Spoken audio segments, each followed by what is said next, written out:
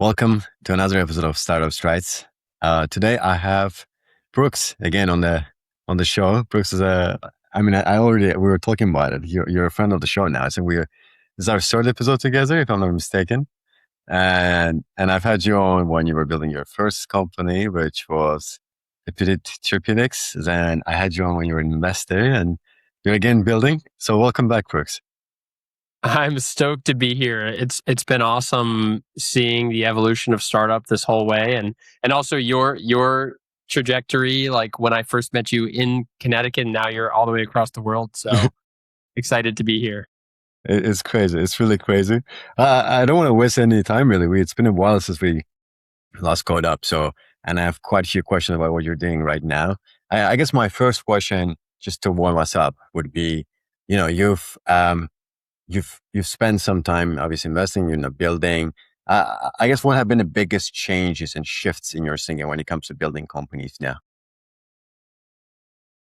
I think what's really cool, and it's taken some time to go. Well, first I'll say this is the fastest rate of learning I've probably had in my life being on the building side. I think one of the biggest changes of maybe being an operator, maybe also a founder a little bit, is knowing everything is actually feels like life or death.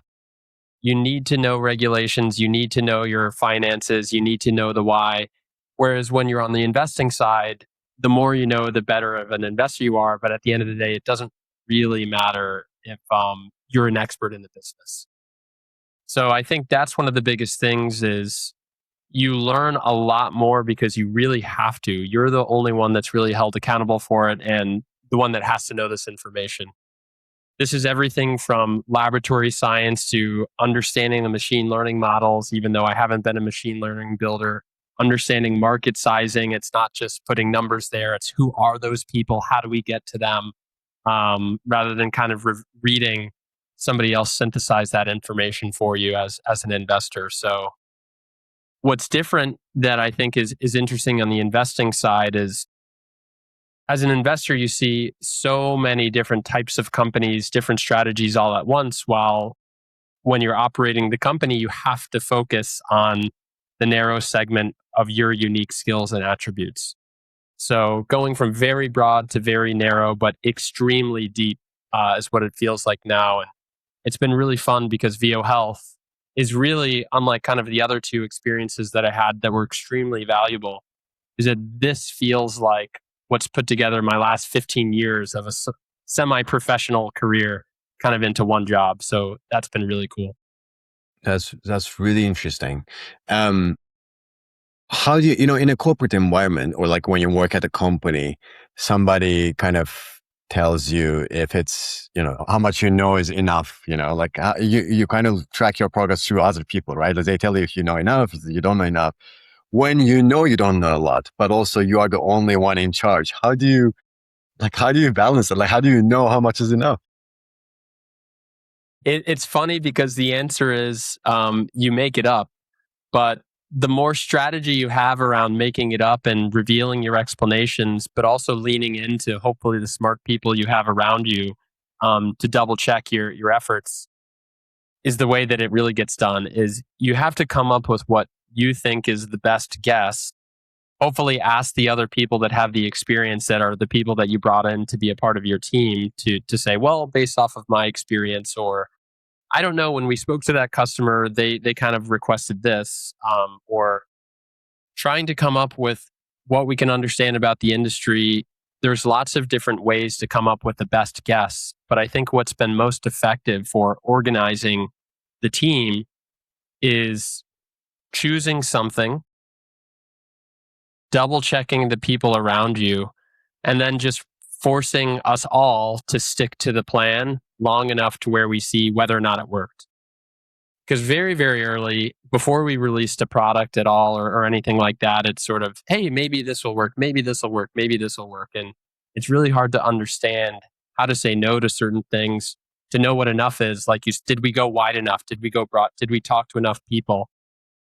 But really, I think it's we change what are the key benchmarks that we have to really care about if our goal is to understand how our product is going to make a difference for somebody out there in the world. How can we get better and better at focusing on who that person is, even if it's a very, very small market, knowing maybe one day it'll get a lot bigger, but starting with the going broad enough, which just means cut yourself off when you feel like you're losing focus, and then decide how can we focus, and then determine whether or not if what we're building is actually meaningful, for example. Mhm. So kind of having a North Star is very much necessary, knowing like, okay, I don't know how I don't have the clear plan how to get there right now, but I know what's the North Star is for me essentially. Yeah, and and the point I think that you're getting, how do you know where that North Star is? You kind of just Mm, pick one. pick one. I think you have to pick one, but I think there's smart ways to do it, and then random ways to do it. Mhm. Ideally, I think we're doing a smart way of choosing those North Stars and then assembling the metrics that allow us to know that we're on the way to that North Star. Fair enough. One thing I'm curious about though, we are building in a very complex space, which is a hard tech space. And you obviously have scarce resources, you have to be very careful with decision making. Every decision counts, right? In one way or another. And it costs time, it costs money, it costs energy. How do you prevent yourself from, decision paralysis and actually being like, okay, this is the decision we commit to. We're not going to like dwell on it too much. We're going to see how it goes and then we will regroup. Like, how do you commit to something knowing things are scarce, knowing, the resources are scarce, your time is scarce? Yeah, I think that one of the most effective, if I were to pick one, I think there's a lot of strategies that we try to use. I think a lot of it is just um, knowing that you'll have to make decisions with imperfect information. Like that's the baseline. But I think that how do you get everyone else on the same page, knowing when other people, but what about this? What if that? What if this? What I try to say is, well, what information would we need to change our mind? For example, like, I think we need to launch with this version of our product because this is the information that we have today.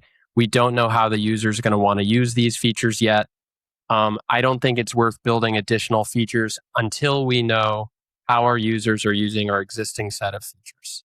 And so rather than spending lots of time, energy, and resources on building out different aspects of a product report, and in short, our product is the MVP. We're trying to put the human performance lab into a blood draw and then provide those blood draw results into a report to help people track and measure their fitness using new technology.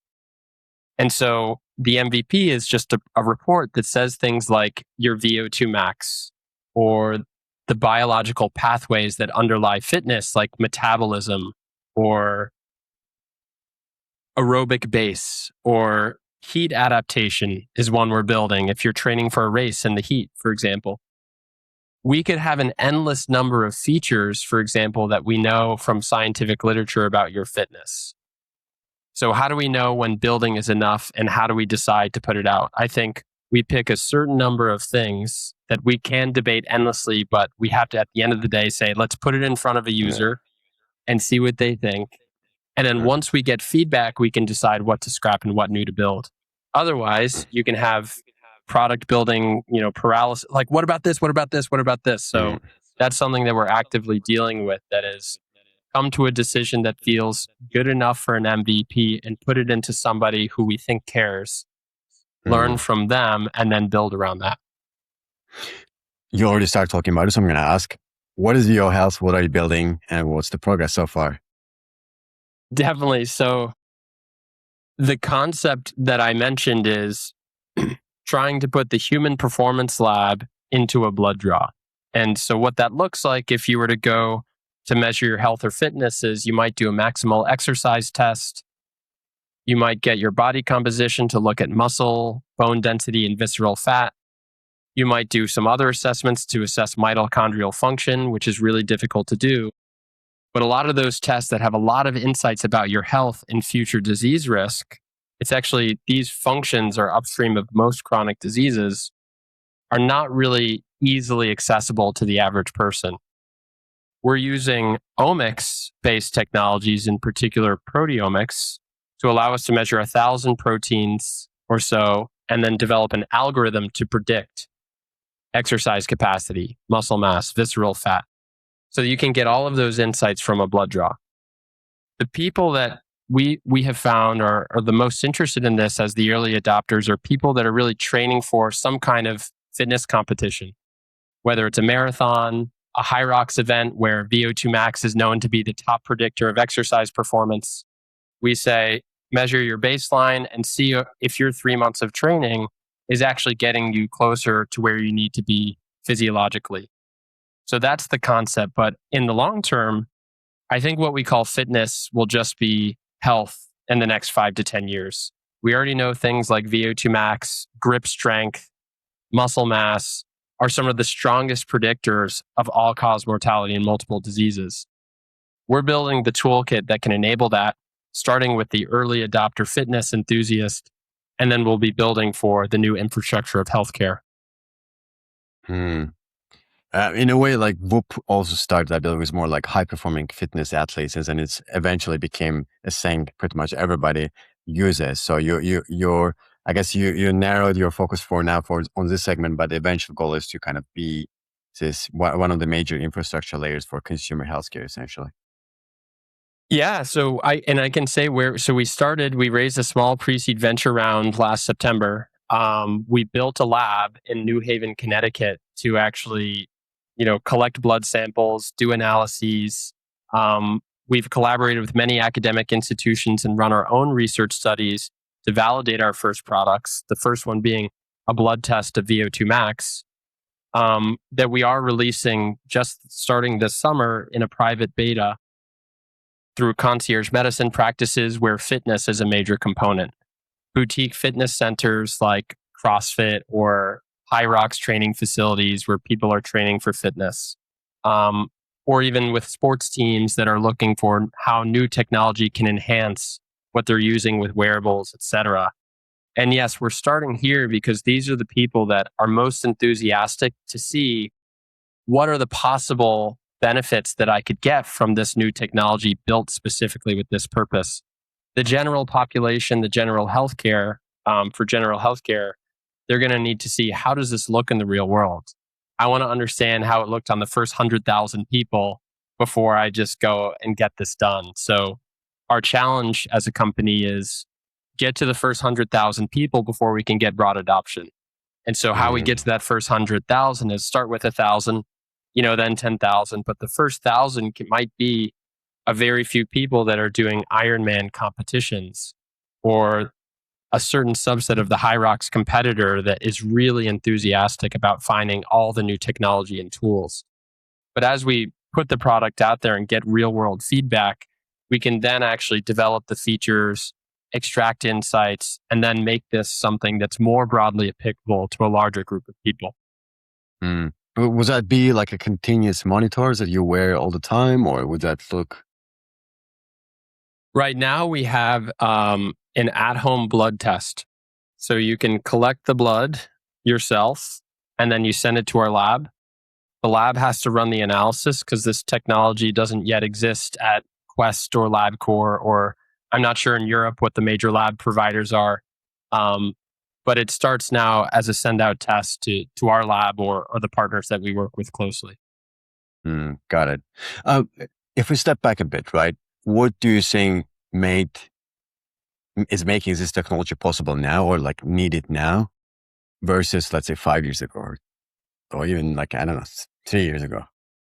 Yeah, that's a great question. I mean, so the central dogma of biology that you learn maybe in high school biology is DNA to RNA to protein. So DNA holds the information, RNA encodes, the different proteins, and then you can build the proteins that are the functional units of biology in our body.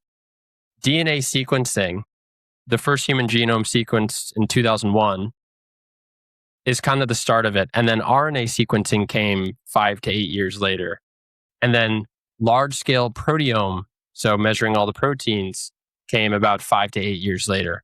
We are now in the precipice of unlocking high throughput proteomics as a technology. And that started after people realized the benefits for precision medicine.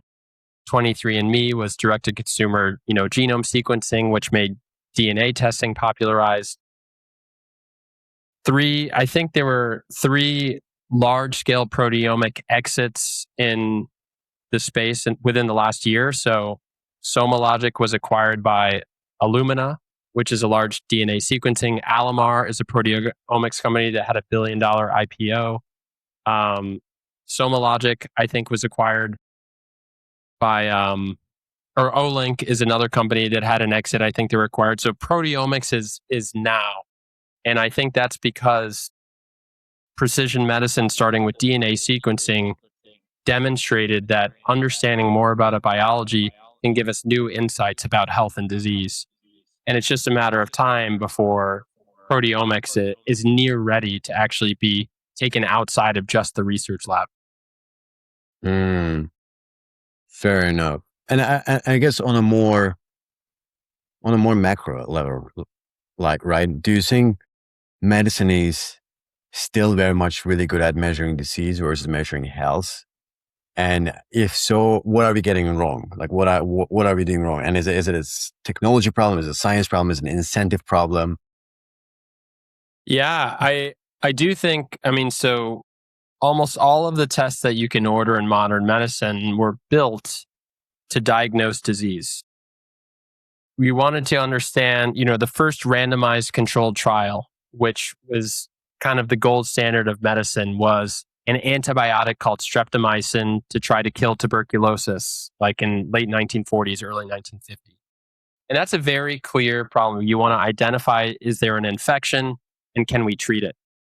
The same thing happens with cancer, right? Can we identify cancer and then treat it? Hopefully you can eradicate it, both the infection or the cancer. The issue comes then for this framework that's been really successful, especially at treating infectious diseases and a lot of advances in cancer treatments, is that chronic diseases like heart disease, diabetes, neurodegenerative diseases, these are not external entities that afflict us that can be eradicated.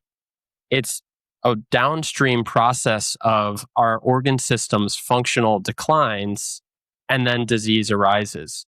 So the issue that we have is that we can measure disease once it's there, but we're not really measuring the functional decline well before disease happens. And if you can identify functional decline before there's disease, it's a lot easier to correct that trajectory. So that's the toolkit we're trying to build, is can we just measure the functions so we can see functional decline early? And then you can intervene with lifestyle or things that are a lot less toxic than chemo drugs, for example. So I think that medicine was built because the problems at the time needed solutions like identifying a disease and intervening. But the problems that are really afflicting the vast majority of modern humanity is chronic disease. And that same playlist is not, that same toolkit is not really transferring as well as it should. But there is quite a bit of push for longevity has gained quite a bit of momentum in recent years. There's a lot of focus on, people are wearing Oura rings, people are wearing Whoop. People now have their continuous glucose monitors, they're trying to track hormones. People like Brian Johnson also has made it very mainstream to be very extremely hyper-focused on things like that. Do you think we might get to a point where we have so much data available that we just become anxious and paralyzed with the number of data available to us? And 2, how do we know how much of that data actually correlates to something meaningful? You can track a million different things, and it's like, which ones I need to act on, and will that create extra work for the physicians where they don't even know what to tell people? Like, what's your take on that? You're absolutely right. There's plenty of companies that say we can measure hundreds, even thousands of biomarkers, as if that's helpful. I don't think it is. I think that what one of our taglines as a company is measure what matters.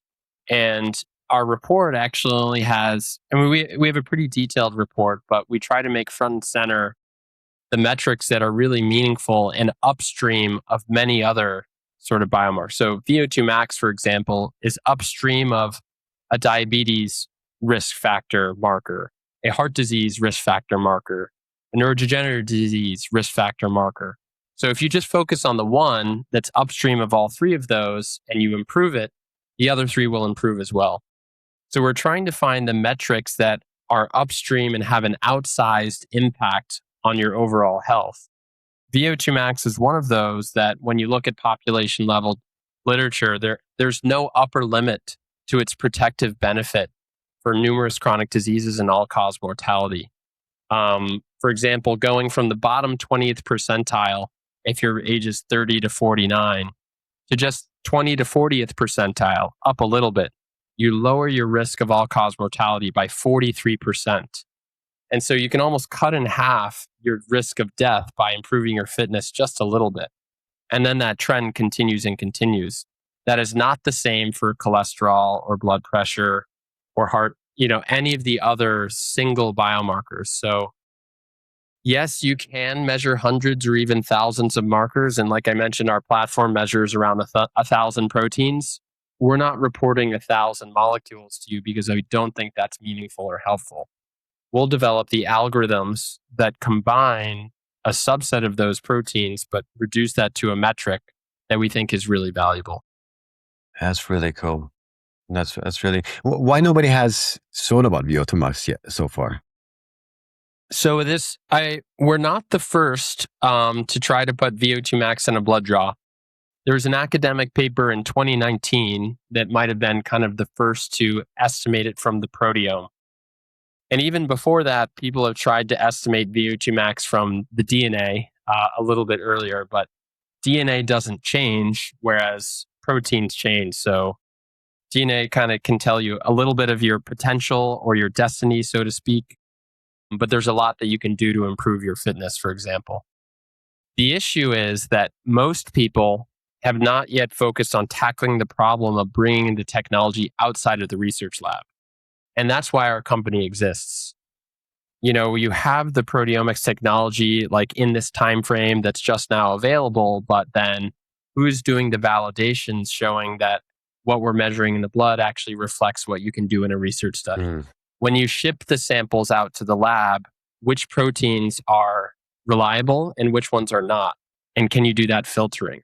So all of these steps of actually translating the technologies into real world outcomes is kind of the hard work that we do through the shipping and the research and the studies that happens outside of academia. So conceptually it's existed, and you'll hear all the time that execution is what matters. I agree. Yeah. And I think that's what we focus on, just doing the hard stuff that can make it so that it's not just a research study, it's actually a test or a product that can work in the real world. So, and having that full stack approach to essentially the entire process. Another follow-up question, more on the science side. Sometimes I think I've heard it from the cholesterol, like two people might have conventionally kind of same blood work, but have a different physiological kind of expressions of it, right? What do you think about that, and what does it mean? What does it tell us about how we define health? I think that that's a great point, and you can see elite athletes with extremely high cholesterol, or if someone's on a ketogenic diet, they could have very low risk of diabetes, but extremely high cholesterol. And so I think an issue is that we try to use existing biomarkers that were developed to identify disease and think they can tell us about health.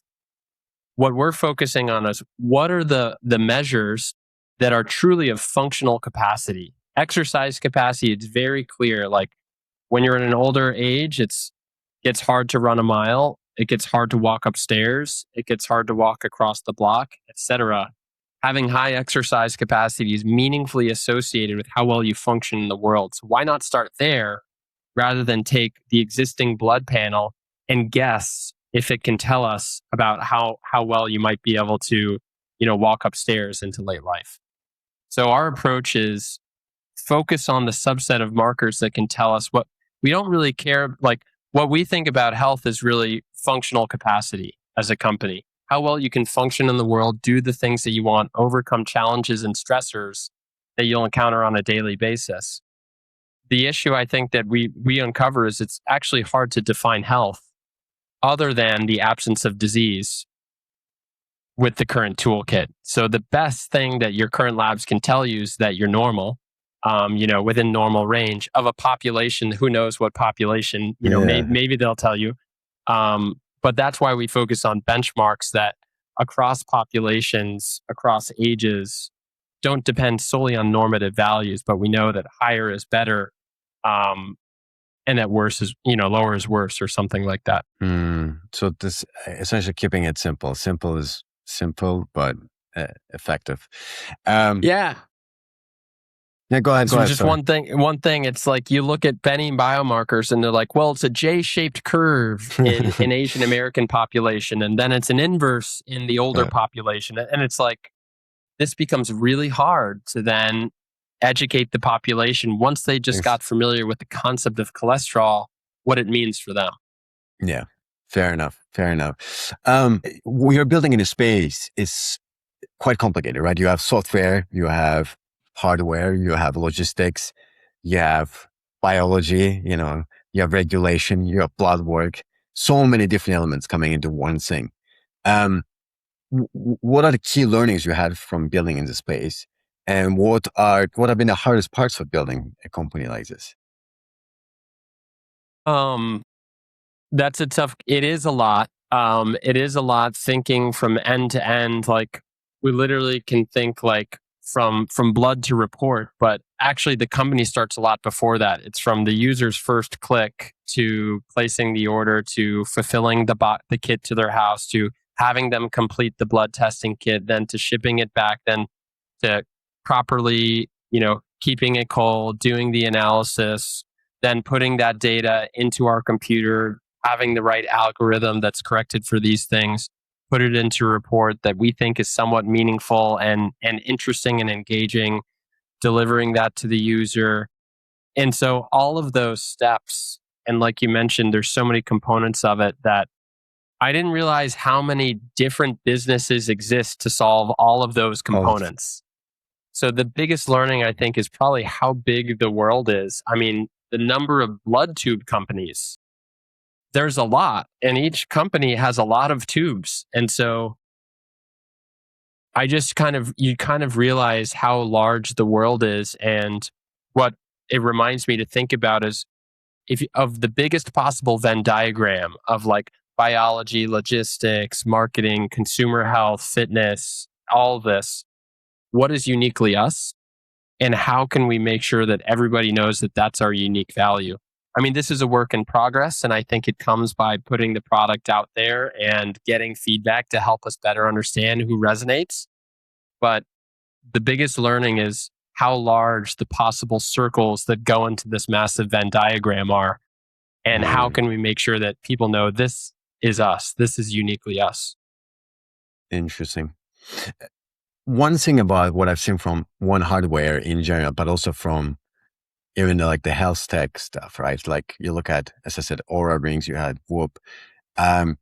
What made them stick was they became, well, first of all, they developed a bit of a cult following the way like Apple or nothing would do. That's kind of like one of the things hardware startups focus on. And two, is they become part of your habit.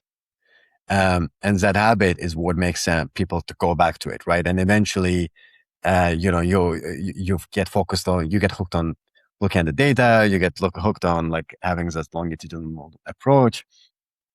In terms of the way you think of the distribution when it comes to your own technology startup, how do you envision getting it in the hands of consumers? Would that continue to be like this shipping and back and forth? Would that be like a certain device you wear constantly? Would that be partnerships with certain companies? Like how do you, obviously it's a work in progress, but I'm curious about your preliminary thinking. No, I think it's really, I think a lot of people, that we get, will ask the very fair question, why would I want this? Why would I want to buy this test? Why would I want to do this? And finding the people when we give an answer that says, oh my God, yeah, now I get it, is exactly who we want to build for. And I think your point of habits is a really important one. And so an example we found that we're excited, we've just had a first payment come through this mechanism. And so I'm excited about it. And, I think we are ready to explore it a lot more is when you sign up for a race. So I just completed my first triathlon, an international distance triathlon. You're doing so many It's things. I know it's a lot, but like with that, like there's a lot of you need to get all your fueling right. You need to get. I was using the Garmin to train. I have a trainer with my bike that tells the power meter. You have all of these things that maybe you force to make a part of your daily life that would seem foreign to or and someone who's not a training for something. And so seeing an opportunity there when someone makes a commitment to train for something and pays to sign up for a race on a date, they're making a commitment to shape their life for the next 3 to 6 months around this event and around improving their health and fitness. That's a time where it makes a lot of sense for us to provide a unique product for someone who wants to see, how is my fitness changing and improving? Is my inflammation going down? Am I adapting to all the carbohydrates that I am going to need to take for my race? Those are and is my VO2 going up? Those are the questions that people might have when they're training for something that we can provide a unique solution. And so I think that could look like just going direct to consumer. It could look like going to places where those individuals are training for their event. So if you're signed up for a High Rocks, you'll probably go to a CrossFit gym or a High Rocks affiliate. And so we can have our product there and work with the coaches to let them know that we have a solution for them. I'm going to Ironman Northern California this weekend, and so we'll be setting up a table and meeting all the Ironman athletes, who are competing in this event. And so finding people that have made a commitment, that are really invested in exactly what we're building and have made a commitment to measurement based improvement in their health and fitness is like where we're uniquely starting. Over time, what we're seeing though in the background, validated by all these other direct to consumer blood testing companies, is that the average person is becoming more and more used to doing blood tests, whether it's going into a facility, having someone come to their house, or them collecting themselves. And so as we build for an early, super enthusiastic user, some of the other education of the market is happening by, I don't know if it's competitors or alternatives, et cetera. So if we can focus on this unique early adopters for the time being while the entire market develops around us, we might be someone that people would come to that maybe isn't training for something, but they're like, I'm doing my blood test, but what I really care about is fitness, not necessarily, what disease I'll have in 40 years. Yeah. I want to do something about it now, and being normal isn't really that interesting to me. So what else can I learn? So Mm. that's really been that focus, is finding the people where this can fit really well into their daily life. And the people that do that are the ones that have already committed capital, time, energy, effort towards training for and improving their fitness, and that like to have new technology be something that can support them in that journey. Over time, then, the world of blood testing is something that we'll be prepared for when this goes even larger than it already is. Mm. How often do you need to measure VO2 to be able to have a kind of good insight, good look into what it means? Like, let's say with continuous glucose monitors, obviously you have to monitor your glucose every day. With hormones, it can be depending on the time of the day. It can be on the day of the month. But with something like VO2, do you have to do it like every twice a month? You have to do it twice a week? Like, what's the typical frequency? Yeah, it's really hard to change your VO2 max, by the way. You usually have to work very hard, either lose body fat or train aggressively at high intensity exercise, or add in the zone 2. But anyway, with that in mind, it's not something that measuring daily would be that helpful. Where we're seeing, what we're recommending is once a month, while you're actively training for something, will be likely to show, is what you're doing working. Like after 1 month, after 2 months, you should begin to see it trickle up if what you're doing is working. And you might see some earlier signals and the additional insights that we're pulling out in that time frame as well. I think that we'll see, like, what we're recommending is pick a date and then pick the 3 months leading up to that date and then test at those certain times. Mm, got it. Got it. Let's move from the technology and the science to more kind of like the VC side of things too, because you were a VC at some point. You raised some funding for it, obviously. When you pitch to investors yourself, right? Um, I guess what has fundamentally changed the way you think about fundraising and investing? I mean, I think that, like, I didn't real like when I was on the investors, I was a junior investor, right? Like, I was at the very beginning, coming into investing for the first time. It seems like you can, especially at the pre-seed and the seed stage, it seems like there's some objective measures that you can find that can tell you whether or not this person will succeed at raising a full round, at selling, at hiring, at etc. Like, let's just look at track record, etc. Objective metrics. What's my mind has changed is really, like, it's some of the less quantifiable attributes that are actually the differentiators for people that are able to raise rounds. So whether that's me or other people I see that are really successful fundraisers, I think attributes like authenticity, for example, is not really hard to quantify, but might be one of the most important attributes to actually successfully raising, hiring, etc. Because what you really care about for raising, you're bringing in money to execute on a vision. The people that are going to be the best at executing on that vision are the ones where everything in their life has prepared them for this moment. They're uniquely the only ones that can do that. There's very few other people in the world that have this exact set of experiences and understandings of the world to actually make that happen. That's a lot harder to quantify. And then you need the energy, authenticity, and sort of this charisma, I guess, in a way that is a lot harder to quantify. And that's kind of changed, actually, being on this side rather than kind of being on the investor side. And I think part of that is that when you're on the investor side is you make decisions to invest for certain reasons, and then you learn in 5 to 10 years if you were right.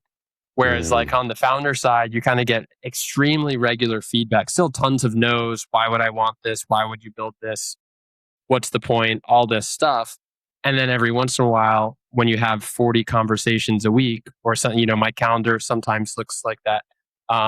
You get a lot of those 40. You'll get 3 or 4. They're like, "Oh my god, this is so cool. How do I get involved?" And usually, when you get that at this early stage, like we are, it's when people are very aligned with your mission. With they understand my journey, they understand my why, etc. And so I think that's changed the most. Where at the very early stage, it's very hard. When it is hard to go out objective, quantifiable metrics, there's a set of attributes that are really the most meaningful, that um, are almost more, subjective. mm. And Brooks, if I'm not mistaken, besides your MD PhD, obviously, you also in your undergrad did your research was very much in fitness and metabolism side of things, right? If I'm not mistaken, in your undergrad. Yeah, I did. Yes, I did. In high school, I did a paper on the mitochondrial adaptations between sprinters and marathon runners. And In then in high school. undergrad, yeah, then I looked at the effects of exercise on brain function in college. And then I did 3 years at the Clinical Metabolic Research Unit at the NIH before MD and PhD in physiology. So, like, this is exactly all the stuff, that I've been doing for a long time or thinking about. Wow, Brooks, you're genuinely built different. Um, Another saying I guess from the VC side, when you raise a fund, it's a two-way relationship, right? It's not just them evaluating you. You also evaluate which investors to align with. And I think one of the important things is not just capital available to you, but it's also like strategic capital, right? Like, can they introduce me to potential customers? Do they know about my space? So how do you evaluate? How do you think of, like, especially I feel like right now when I talk to founders, sometimes getting the capital is the only thing that's, people think about. but it obviously goes beyond, especially if you're building in such a difficult deep tech, hard tech space. So what's your thinking about which VCs, how to approach fundraising, how to evaluate investors too? Yeah.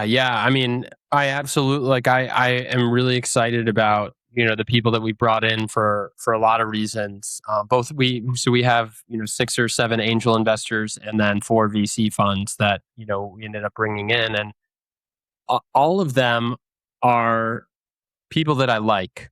There were people that did want to come in that we weren't able to, that we decided not to bring in, for example, and not be, whether it's because we like them or not, or there's lots of reasons. But I can say that all the people we decided to bring, the first thing is like you kind of want to like them, and I think they they have to like you, because it's now been, we raised in September, so it's almost been a year, and we talk all the time, and they need to sell you to their LPs.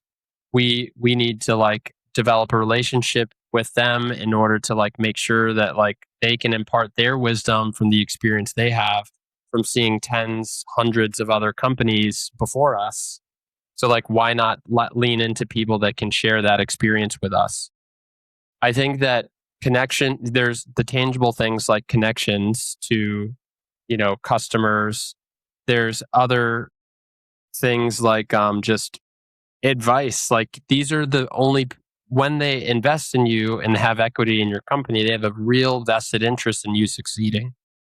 And I think that I remember that often when, if we encounter a problem, it's better that I tell them that there's a problem than try to say everything's fine, because these people are really invested in helping you make sure that it's resolved so that you can move the business forward. So I think that that's something that at the early stage, there's this balance of you want to make sure that you're working with people that you like, that you feel like you can trust them, that you can tell them when things are going well or when things are not, regardless. And you want people that are very positive. There's an investor framing that I think about, and when I talk with investors, for example, is the idea of, I don't want to think of the million things that could go wrong. It's, if everything goes well, could this be massive?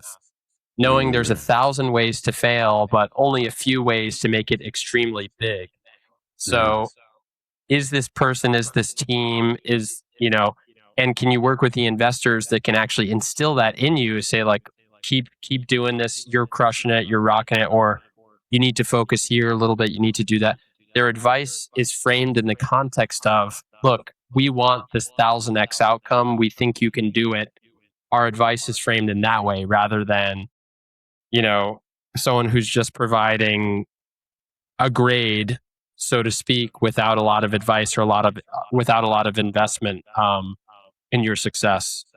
And so I think our investors, I think we've gotten a good sense of really wanting us to succeed, but making sure that we can be open with them when things are going really well, or if we're struggling, or to figure something out, for example. You speak to a lot of investors. You're obviously building. You're probably looking at the competitors too. You're also very much entrenched in the space too. A lot of, as I said, it has gained a significant momentum in recent years. The space of longevity and consumer health. Do you think, especially from your vantage point, there's a conventional wisdom in consumer health and longevity that's really kind of pretty much wrong, or people are looking at the wrong way?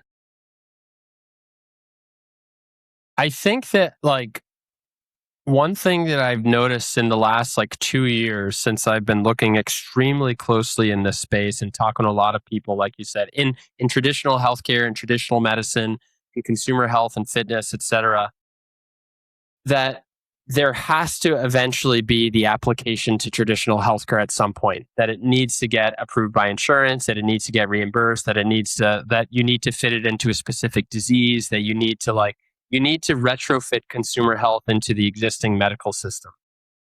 I don't think that's true. I think that we're seeing that consumer health can be an entirely new way that people truly engage, that where people don't have any health insurance, and are completely happy about it. And they're able to get the health results that they want. They're able to use that money, whether it's from themselves or their employer, et cetera, on things like gym memberships or wellness experiences, et cetera. We understand that like 90+% of healthcare expenditures happen in the last couple of years of life. And I think that we're seeing that a lot of people don't really get the value that they're putting into traditional health insurance that they can see pretty immediately with consumer health. You can get your own labs, you can get your wearable, you can see your health results real time. Um, so I think that what a lot of people have said is, okay, but how are you going to transition this into healthcare? While I think we're built for that, I think that if that will be the case, we're doing the laboratory, we're doing new technology, we're thinking in that way in the background. But I don't think the whole consumer health field is eventually going to have to integrate. I think it could be an entirely separate lane that may overtake traditional healthcare. Mm. What do you think needs to happen? I mean, it's a question that probably requires a separate episode, but what do you think is required for people to make that shift from reactive to proactive approach to healthcare and their health and medicine in general? I think that more and more, like, there's a few trends that we're seeing that are showing that the curve is going from early adopters to a larger fraction of the population. Where 4 or 5 years ago, why would I ever pay for a blood test? That I get that in my annual exam. More like you see function health and superpower mito people just packaging existing labs, and people are paying because like they can get the data, their own data, and there's now AI tools that can help them understand it pretty easily, to a decent extent, what you might get at your traditional healthcare. I think the other thing that we're seeing is with more knowledge workers kind of like changing how they're working a lot more remotely post COVID, people are seeking in person community experiences. And this is kind of the rise of high rocks and fitness competitions. Gym memberships and health clubs are like exploding year over year because people are finding community by doing healthier things, not just going to bars, for example. And so I think that people are becoming a lot more comfortable paying for information about their health to be on demand and personalized to them that the traditional healthcare system can't really offer. And then at the same time, people are seeking healthier experiences and bonding over doing fitness competitions, for example, together. That's changing what health means. And the evidence is coming out that you investing in these healthy behaviors can improve your longevity. And that really resonates with people being able to, you know, be dancing at the wedding of their granddaughter or grandson. And so I think we're seeing these shifts where there's a willingness to pay for health data because of how much more personalized and meaningful it is in the consumer version. So this experience is much better. And then how people are spending their time in doing healthier things and working in communities that are sort of healthier behaviors are some of the earlier trends that we're seeing that this shift can be real. And we're going to see a very different way of people engaging with their own health in the next 5 to 10 years for sure. Fair enough. Well, we are coming towards the end of the episode, and time just flew by. I'm enjoying every second of it. So I'm going to ask a bit more fun, a bit more philosophical questions, I guess. One of them would be, obviously you're focused on VO2 right now, but if you're measuring VO2 and is there some things that we can measure today, but you would love to measure, you're a scientist, so I'm very curious. What would that be? So one of the next biomarkers that we're validating is mitochondrial function. And I could say more about that on another episode, but really there's very few ways of measuring this other than a muscle biopsy and isolating the mitochondria and putting in a dish. But there are some really sophisticated ways of doing exercise tests with catheters in the heart and the wrist that allow you to measure oxygen transport from the red blood cell to the mitochondria. And so mitochondria is something that people are also becoming more and more familiar with. I'm not sure how large of your audience, probably a good fraction of them is familiar with this. I know you have that science background, Javid. Um, but it's something that people are realizing more and more is that other than being the powerhouse of the cell, underlies brain function, muscle function, and is sort of the basis of a lot of how we might be able to define health in the future. So that's an insight from the research lab that we're hoping to make more accessible in the future. Mm, very interesting. And let's say everything goes the way you want to go, and we catch up about VO health in like a couple of years, maybe 5 years, maybe 3 years, maybe 2 years. I don't know what the timeline you have in your head. How do you envision? What should we expect? I think that this will be, I think that probably we're going to be talking about a continuous version of what we're building.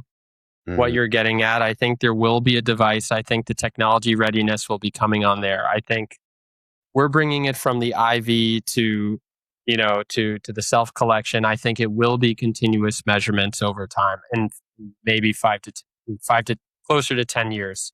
But we'll be thinking about that, and that will enable a lot more continuous monitoring. That will enable us to have applications that cover fitness, healthcare, and potentially other avenues that we haven't explored yet. But I think where we want to go is starting with these super early adopters, people that are training for something.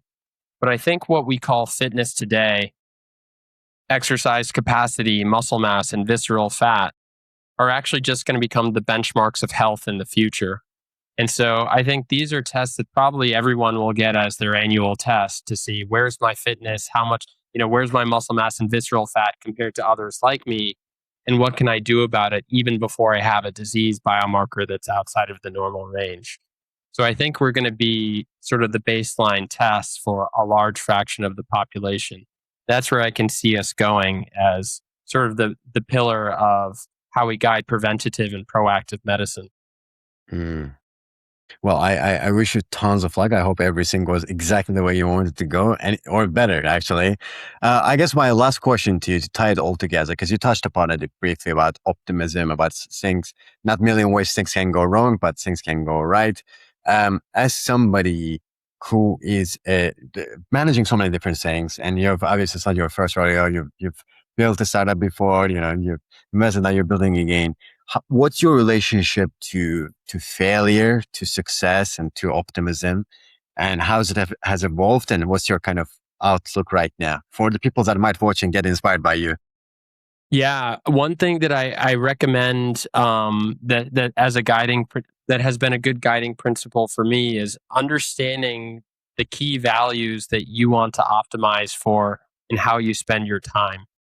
And for me, that's really optimizing for the fastest rate of learning, optimizing for autonomy, and optimizing for creativity.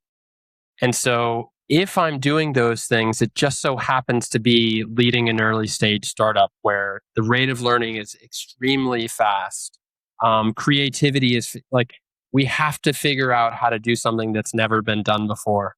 And autonomy, I mean, like, I like having no clear roadmap, honestly. I don't think that's common for a lot of people, but I really like being able to try something new at pretty much at any given time without a layer of regulations kind of above me, like you have in medicine. And they're built for a reason. It's just something about myself. So what I would recommend, and so that is really what allows me to kind of like see, as long as I'm doing this and optimizing for this, like that is directly aligned with forward momentum and progress of the business and success of the business. And so I think for people that are wondering about career development and what to do and how to be motivated, I think it's really finding for yourself what you care about.